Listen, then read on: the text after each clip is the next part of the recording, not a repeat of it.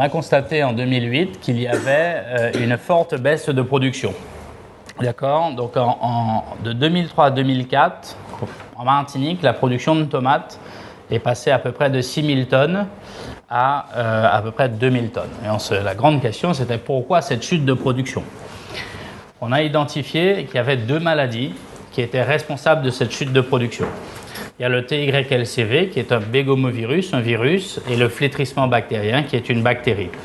Et il faut savoir que ces 2 maladies induisent des pertes de 100% de récolte quand on fait de la tomate en plein champ.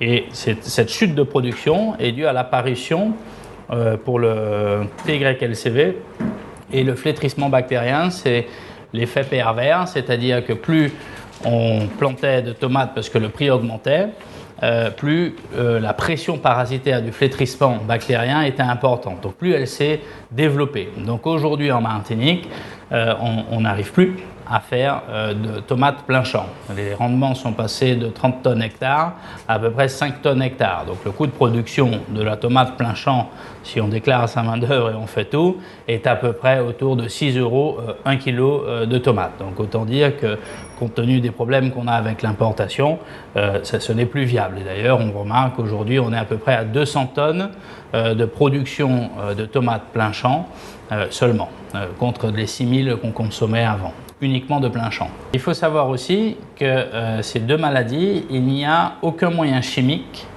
et aucune variété résistante. Donc les armes que nous avions pour lutter contre ces maladies n'existent pas. Donc on ne sait pas faire si ce n'est innover. Et c'est ce que nous avons fait. Pour le TYLCV, qui est un bégomovirus, donc un virus qui est transmis par une alerode, qui est une mouche blanche, l'objectif c'était d'empêcher la mouche blanche d'être en contact avec la plante. Pour ça, il fallait fermer les serres. Fermer les serres entièrement pour éviter l'intrusion de ce virus, enfin de l'alerode. Mais le problème, c'est quand on ferme les serres, la température interne de la serre explose. Donc c'est pour ça qu'il fallait être en altitude, parce que plus on monte en altitude, plus la température est fraîche, c'est bien connu. On gagne à peu près 1 degré tous les 100 mètres d'altitude. Donc ici, on est à peu près à 400 mètres d'altitude. On a mis aussi des systèmes de brumisation pour contrôler la température. On a mis aussi des systèmes d'ouvrants, on va voir lors de la visite, qui permettent de créer une aération et de renouveler l'air, et un système d'ombrage qui se déploie pour encore limiter la température. Bon, tout ça, bien sûr, la conséquence directe, ça augmente le coût des investissements. On a réussi à solutionner le problème du TYLCV, mais en mettant toutes ces contraintes d'investissement, mais les investissements ont un coût et ça va affecter le coût de production. Après, pour le flétrissement bactérien, donc c'est une bactérie qui se trouve dans la terre, mais qui se trouve aussi dans l'eau.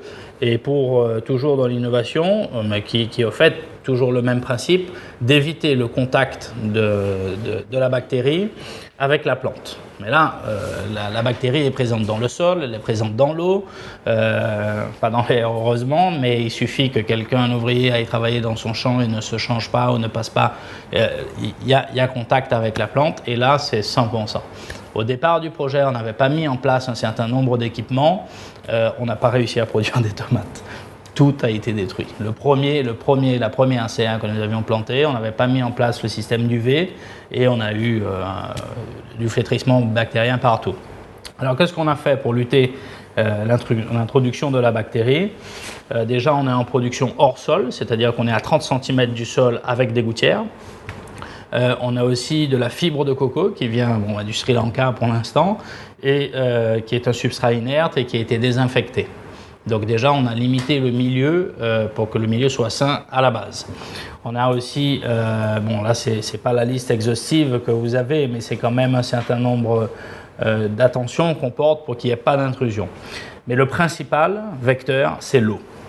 Donc pour ça, on a mis en place un système de désinfection UV qu'on a été chercher en Hollande, ce sont eux les plus performants pour la désinfection de l'eau, et ça marche très bien. On a des systèmes de secours avec du chlore, mais il existe aussi d'autres systèmes avec de l'ozone, etc. Nous, on a choisi l'UV parce que c'est ceux qui dénaturaient l'ADN, pour faire simple, et l'eau était complètement saine. En plus, comme c'est de l'eau de Champflore, on peut la boire. Pour choisir le terrain idéal, il y a un certain nombre de contraintes et c'est quand même très important pour faire des tomates en Martinique.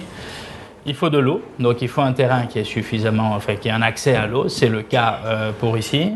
Il faut que ça soit relativement plat, parce qu'on peut pas, il faut terrer des serres assez plats, hein, on peut pas mettre des serres sur un morne. La luminosité aussi, parce qu'il ne s'agit pas d'être en haut de la montagne pelée et d'avoir très peu d'ensoleillement. Donc on a aussi fait des relevés avant de s'implanter. L'hygrométrie, parce que si vous avez 80% d'hygrométrie en permanence, ça favorise le développement des champignons et là vous avez un impact sur la culture. Type de sol, enfin tout ça, altitude, amplitude thermique, ventilation, électricité, accessibilité et la surface. Donc à partir de là, on a fait une cartographie de la Martinique et il y avait autour de 20-25 hectares éligibles à toutes ces conditions là. En fait, c'est très simple à comprendre. C'est Château-Gaillard, bon, il y a un petit peu de l'autre côté chez CAG Arnoul, mais il y a surtout aussi, d'ici, on voit le Morne Rouge, d'ici jusqu'au Morne Rouge, ce sont les conditions parfaites pour faire de la tomate. Donc on est dans le cœur du système là. Donc là, ce sont les trois sources d'eau. L'eau de pluie, l'eau de rivière et l'eau de drainage, d'accord? Qui sont envoyées par des pompes qui sont aux 3 points de l'exploitation, un tout en bas pour l'eau de pluie, l'eau de rivière qui est à peu près à 400 mètres d'ici.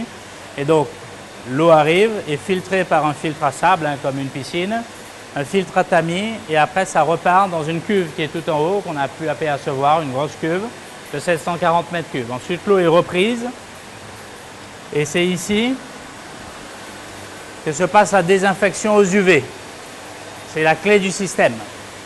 C'est là où tout va se passer, où il y a une lampe UV, c'est très simple, et qui envoie une certaine quantité de joules par centimètre cube d'eau et qui va vraiment rendre l'eau complètement abiotique.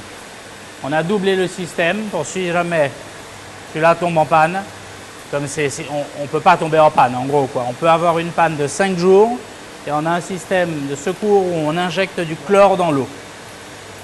Mais si on fait plus de 5 jours, on développe des phytotoxicités.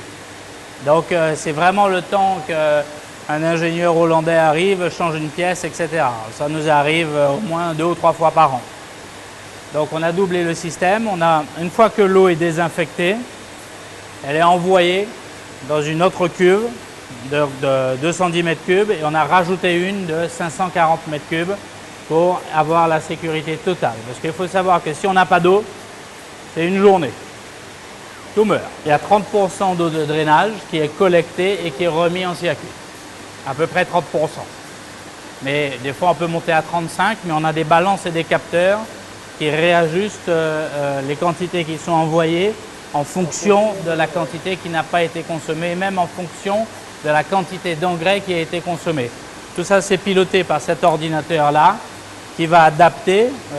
Là, ça fonctionne ici. Cette machine-là, c'est doublé, hein, le système. Donc ici, on a des capteurs de C, des capteurs de pH, et tout ça, il y a des prélèvements dans les différents bacs qui ajustent pour la plante. En fonction des serres et des capteurs qu'il y a, tout ça est intégré dans cet ordinateur et il y a un ingénieur en permanence qui pilote tout ça.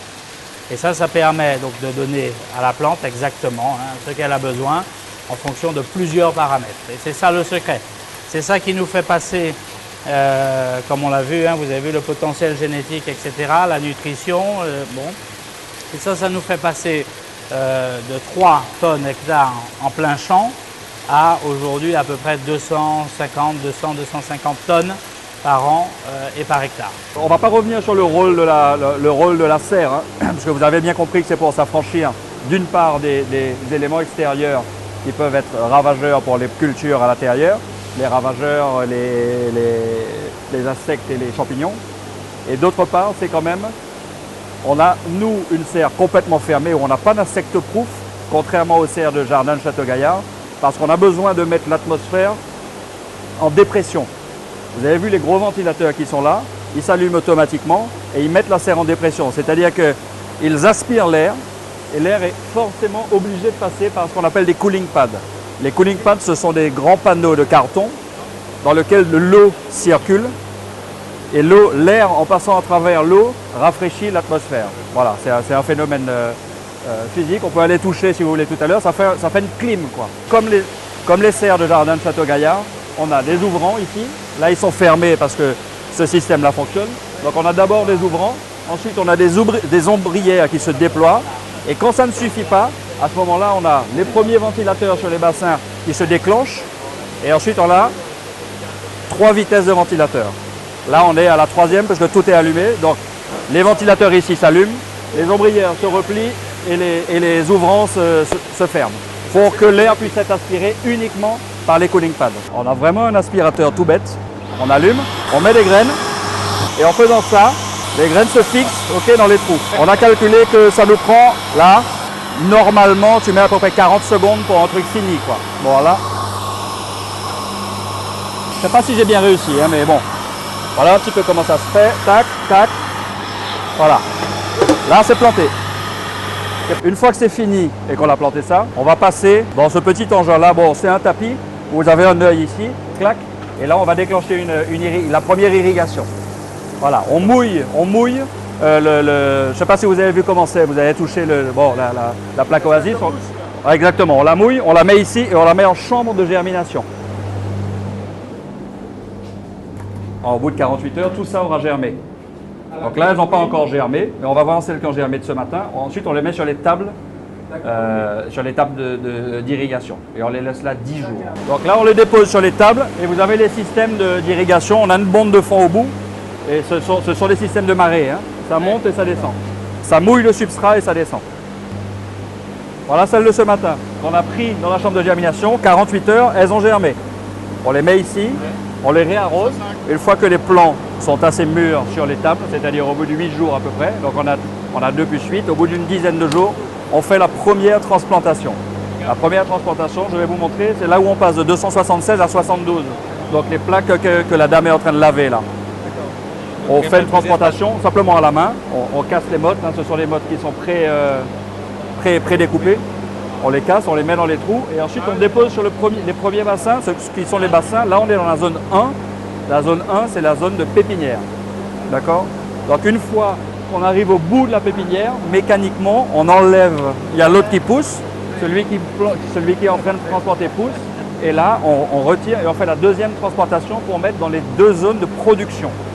Là, ici, c'est la pépinière. Tout ça, c'est la zone pépinière. Et la zone de production, ce sont les 8 autres bassins qui sont après. Donc première zone de transplantation, ok, on prend les panneaux qui sont ici, qui ont 72 trous, on dépose la plaque Oasis et avec la plaque Oasis on fait simplement ça. Tac. Une fois qu'on l'a faite, on la dépose tout simplement là. Vous voyez comment c'est fait? Regarde, touche l'eau, elle est quand même fraîche. Regarde si tu as des bons yeux, on est à 23,5 et 24 sur l'autre. Donc on est déjà à 23,5 dans les bassins, quoi. Regardez le système de cooling, comment ça fonctionne. On sent que tu as de l'air comme de la clim qui sort. Et en fait, c'est un process naturel. On a fait une dépression, tout l'air passe par l'eau et ça rafraîchit l'air. Ça, c'est un des capteurs qu'il y a dans une serre. Et c'est une balance. D'accord? C'est ici où on va pouvoir savoir, dans l'ordinateur central, si on suit l'arrivée de l'eau, savoir la quantité d'eau qu'il y a dans le pan de coco, disponible pour la plante. Donc c'est sous forme de poids, donc on a des courbes, et au fur et à mesure de l'ensoleillement, on voit la consommation qui diminue. Et ça permet de déclencher des irrigations. D'accord? Donc quand on voit qu'il y a 80% d'humidité dans le pan de coco, ça déclenche une irrigation. Et elle s'arrête quand on a 30% de drainage. S'il y a une petite cuillère quelque part, quelqu'un la voit, elle est là. Pardon. Là, il y a une petite cuillère, vous voyez. Donc toute l'eau est collectée et ça fait un même volume d'eau, vous voyez. Et donc ça donne, ça dit combien d'eau de drainage, combien d'eau la plante n'a pas consommé. Et là, on a un capteur de C pour l'électroconductivité. Et donc, en fonction de ces 2 paramètres, on dilue ou pas l'eau d'engrais. Voilà, donc ça c'est pour l'alimentation parfaite de la plante. Et vous voyez, bon, les plantes sont plantées, devraient nous donner à cette période-là autour de 3,2 kg pour la période, parce que ça varie par plante. Une fois qu'elles sont plantées, donc il y a un tutorage qui est fait avec des clips comme ça, d'accord, qui maintiennent la plante à 2,20 m. Et là, on va avoir l'expression de à peu près entre 6 et 7 bouquets. D'accord? Donc là, on a le premier bouquet, je ne sais pas si vous arrivez à le distinguer. Il doit y avoir un deuxième par là, un troisième, un quatrième, un cinquième, un sixième. Et la plante va partir par ici pour exprimer un septième. Et après, on la stoppe. D'accord? On l'arrête parce que de toutes les façons, il y a une telle pression parasitaire que la plante ne va pas pouvoir nourrir les dernières jusqu'en haut. Donc, parce que vous voyez déjà, là, il y a un peu d'oïdium qui se développe, c'est ces taches-là. J'ai vu un peu de clado un peu plus en bas. Et il y a 3000 maladies. Et en milieu tropical, c'est comme si elles étaient dopées tous les jours. Donc, on n'a aucune chance de lutter, peu importe les traitements qu'on fait. Donc, en fait, on exprime 7 bouquets et après, c'est la fin. On coupe, comme vous avez vu. Ouais. On enlève le végétal, on sépare les ficelles, on met de côté. Et puis après, ça on donne. Vous avez vu le cycle où on nettoie tout. Il y a plusieurs variétés. Il y a 3 variétés. Non, il y a des variétés semi-indéterminées, des déterminées et des indéterminées. Les déterminées, elles montent jusque-là et elles font un buisson. Les indéterminées, elles courent comme ça et en France, ils les font courir sur 10 mètres. C'est-à-dire qu'elles produisent sur la même hauteur, mais elle avance. Et en fait, elle la couche et il la déplace et tout le bouquet avance comme ça. Donc vous avez en bas des tiges comme celle-ci, un peu dénudées, sur 10 mètres. Ça, c'est la variété indéterminée, mais comme en France, ils n'ont pas la même pression parasitaire, ils peuvent le faire. Nous, c'est 16 semaines, il n'y a plus rien. Vous avez vu les serres, c'est impossible. Ils produisent plus en France. Ils produisent plus au mètre carré. Ils sont entre 400 et 600 tonnes par hectare et par an. Parce qu'ils ont une croissance végétative beaucoup plus faible. Ils ont les 9 semaines comme nous, mais ils ne font pas 3 cycles par an. Ils font un seul cycle par an. Et ça change tout. Ça fait qu'ils ont plus de temps productif. Ouais. Mais on se bat bien, on est déjà à 200, on va arriver à 300, on va voir. Donc après, il y a la récolte. Donc il y a des petits chariots de récolte, je ne sais pas si on les voit ici, non, avec des petits cajots. On récolte les tomates, on les met, il y a une palette ici, il y a le transpalette qui arrive et qui emmène en station d'emballage. Une fois que c'est en station d'emballage, on va voir, on les calibre dans différents... on les met dans différents calibres et après il y a tout le circuit de la commercialisation qui est la deuxième partie si ça vous intéresse, la filière et tout ça. Donc c'est mis dans les différents calibres, vous voyez, après on met un coup de tampon pour dire sur quelle serre c'est. Donc il y a le calibre 47, 57, ce sont des petites, des moyennes, des grosses, et il y a un coup de tampon pour la traçabilité pour dire d'où, de quelle serre elle vient et quand est-ce qu'elle a été récoltée. Parce que derrière on peut adosser tout l'itinéraire technique, tout ce qu'on a mis sur les tomates. Puis la pépinière, tous les produits, il y a des cahiers qui sont faits, quoi. Ensuite on les pèse là-bas, on va aller directement.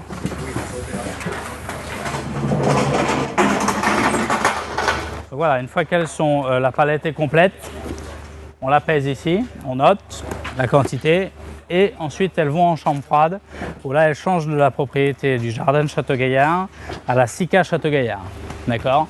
Et après, elle va changer de propriété de la SICA Château-Gaillard à Graal ou à la société de distribution. Là, c'est la production de la Socopma. Donc ça, là, c'est la...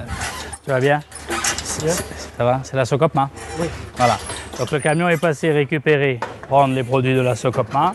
Ici, donc il y a des courgettes, un peu de tout. Donc tout ça est enregistré et ça va dans la chambre froide où il y a toute l'organisation et le relais pour la commercialisation.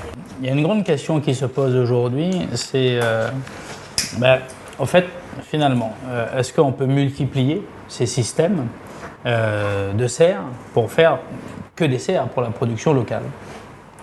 Et on nous a souvent posé la question de dire mais vous allez prendre tout le marché finalement. Si jamais on ne vous arrête pas, qu'est-ce qui vous empêche? Vous avez le capital, vous avez le foncier, vous avez la technique, vous avez tous les éléments pour faire 30 hectares de serre en Martinique.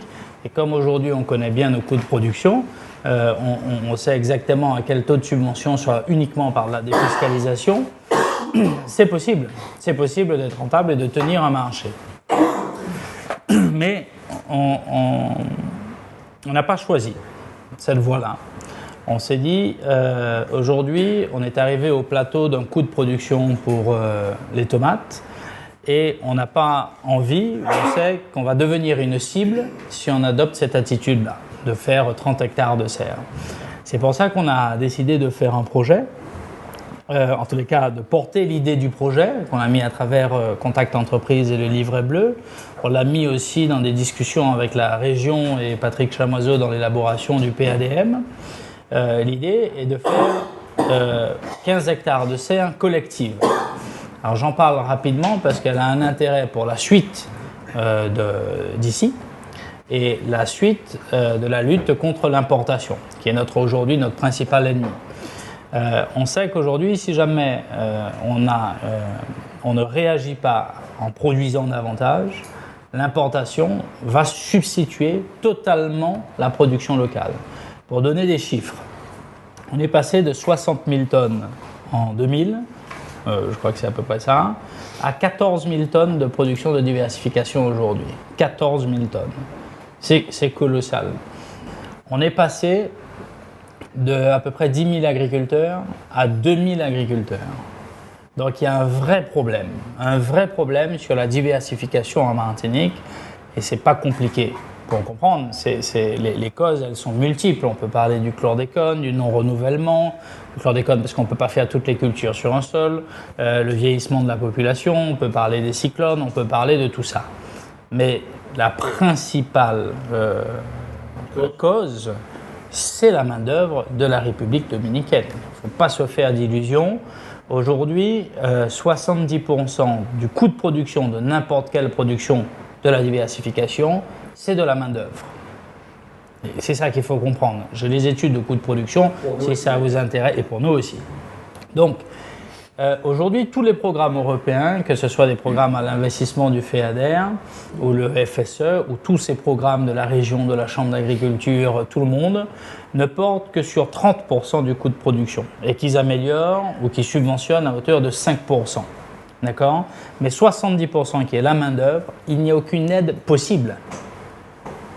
On ne subventionne pas de la main-d'œuvre. On peut subventionner des serres, on peut subventionner tout ça, mais quand on sait qu'aujourd'hui c'est 70%, c'est de la main-d'œuvre, on a un vrai problème structurel de compétitivité en Martinique. On peut faire tous les schémas, tous les plans qu'on veut, tous les raisonnements dans lesquels on a participé d'ailleurs, dans notre rôle de coopérative, on a participé à l'élaboration de tous ces plans, et à chaque fois on signalait le même problème. On disait, mais on n'intervient pas sur notre compétitivité. C'est quand même un mot qui commence à prendre, mais que les gens, aujourd'hui l'agriculture était tellement, et les types d'exploitation étaient tellement non professionnalisés que les gens ne savaient pas s'ils gagnaient réellement ou pas de l'argent. C'est ça. Je vous prends un exemple sur chacune des productions. Je vais vous montrer, je vais prendre le concombre par exemple. Vous voyez le concombre ? Vous voyez à peu près ? Ouais. Donc le concombre, son coût de production est à 60 centimes. D'accord ? Il est là. Le prix qui est payé au producteur, une fois qu'on a enlevé les frais de commercialisation et les frais d'organisation de producteurs, son prix payé, l'argent qu'il touche, c'est la courbe en rouge. Donc à peu près toute l'année, il perd de l'argent. Et à une période, ici, il gagne. D'accord ? Donc, dans une coopérative, il faut comprendre et pourquoi on arrive à la société, qu'on a créé la société de groupement avec les autres coopératives, qui s'appelle Graal, c'est qu'aujourd'hui, les agriculteurs, ils sont payés du POSEI. Le POSEI, c'est l'aide compensatoire, comme dans la banane, comme dans tout, qui permet d'avoir, pour le concombre, l'aide POSEI et l'aide 20 centimes. D'accord ? Si on rajoute l'aide POSEI au prix qui lui est payé, plus une caisse de péréquation, mais j'en parlerai pas, ça lui permet d'être toute l'année au-dessus de son coût de production. Sauf que l'aide POSEI n'est payée qu'un an après l'activité. Et en plus, l'agriculteur est payé dans toutes les coopératives à 90 jours. Donc, à l'instant T, il est en janvier, on lui propose à 45 centimes à 90 jours ou 30 centimes tout de suite, il va prendre 30 centimes tout de suite. Mais il ne s'en rend même pas compte qu'il perd de l'argent. Mais au final de l'année, au final de son activité, il n'y a plus rien.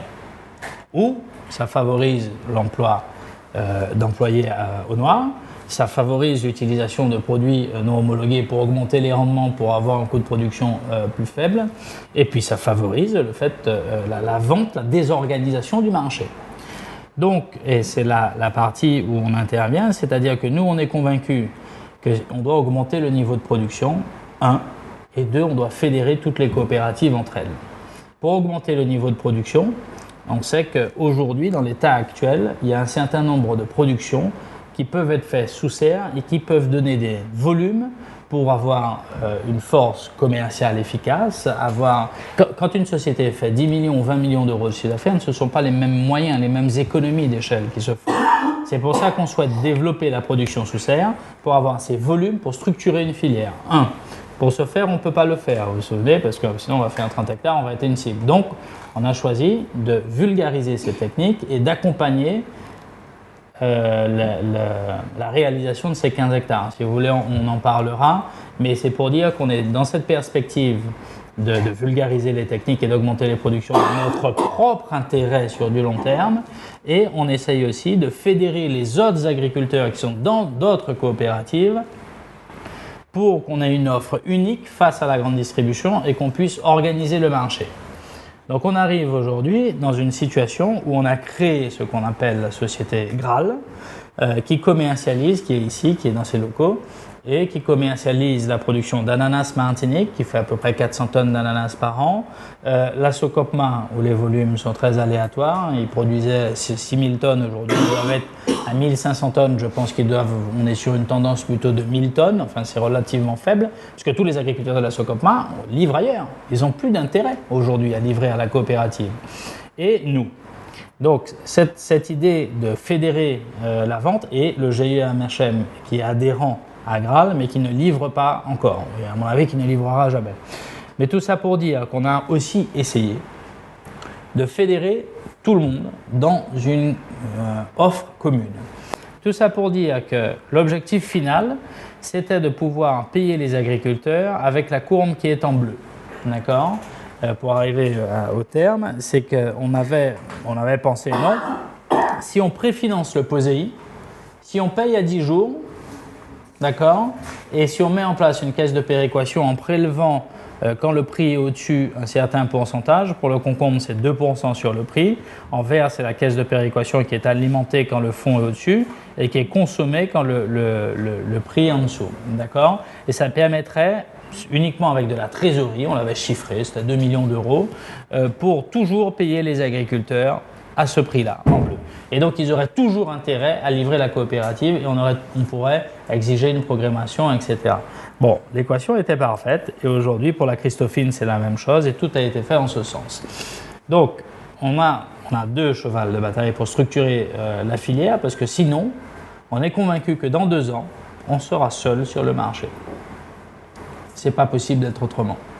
Donc, on se bat pour mettre en place les volumes de production avec les 15 hectares mutualisés et on se bat aussi pour que toutes les coopératives aient une offre unique pour contrer l'importation, avoir une cohérence commerciale et prendre des engagements. Et on se bat aussi pour avoir de la trésorerie pour payer les agriculteurs à 10 jours, tout le schéma. Voilà. Donc les solutions sont là et il ne reste plus qu'une volonté politique pour les mettre en œuvre. Mais nous, on ne peut pas tout porter.